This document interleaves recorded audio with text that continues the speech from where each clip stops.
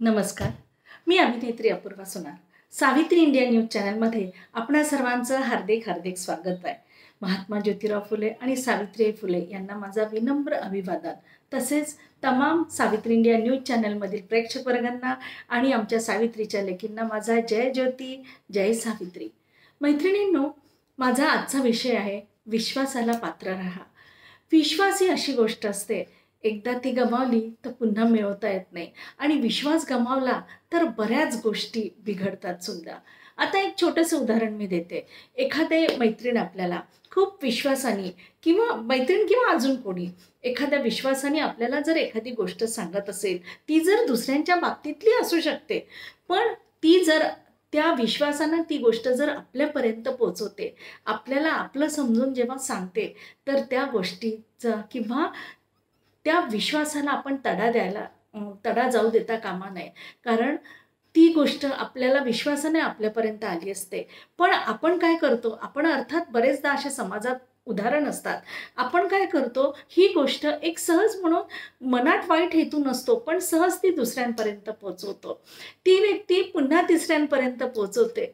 त्यामध्ये घेणं देणं असं काही नसतं, पण केवळ तो आनंद असतो की आपल्यापर्यंत ही गोष्ट आली आहे, तर आपण ती गोष्ट दुसऱ्यांपर्यंत पोहोचवावी.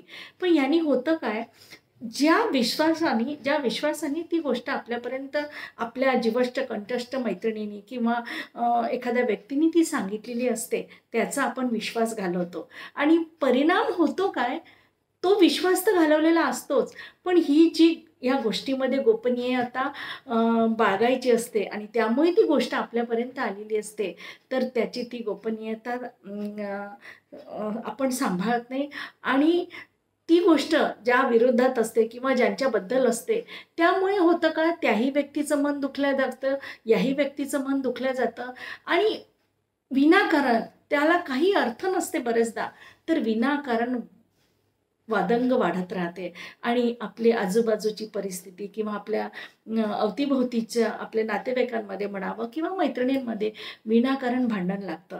म्हणजे त्यामध्ये काहीच तथ्य नसते, खूप क्षुल्लक गोष्ट असते. माझं म्हणणं आहे, क्षुल्लक असो, मोठी असो, छोटी असो, कुठलीही गोष्ट असो, जर पुढच्या व्यक्तीने आपल्याला विश्वासाने जर ती सांगितली, आपल्यावर त्यांनी जर विश्वास ठेवला, तर मला असं वाटते आपण त्या विश्वासाला पात्र राहावं.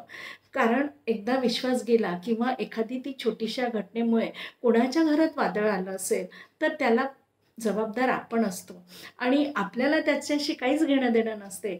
पण ज्या व्यक्तीवर त्याचा परिणाम झालेला असतो, ती व्यक्ती अतिशय दुःखी होते आणि विनाकारण आजूबाजूचं त्या व्यक्तीचं मन दुखल्या जाते आणि वातावरण खराब होते. म्हणून मैत्रिणींनो, मी आपल्याला एक सांगू इच्छिते, जर आपण या अशा विश्वासाला जर पात्र राहिलो, तर त्या व्यक्तीच्या मनात सुद्धा आपल्याबद्दल खूप आपुलकी राहते, विश्वास राहतो आणि नक्कीच आपली आपली जी इमेज असते, ती आपण जर इतरांना ती गोष्ट सांगितल्यावर जशी असते, त्यापेक्षा नक्कीच 100% ती चांगली राहते.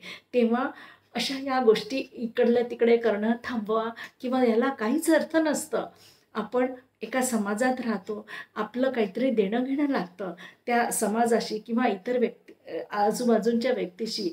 त्यामुळे एखाद्याने जर आपल्याला आपल्या विश्वासाने एखादी गोष्ट आपल्याला शेअर केली, तर त्याला आपण पात्र बनवू आणि ह्या सगळ्या गोष्टी थांबवून यातून नक्कीच एक चांगली गोष्ट घडू देऊ, असा विश्वास निर्माण करू ते आणि मी थांबते. धन्यवाद.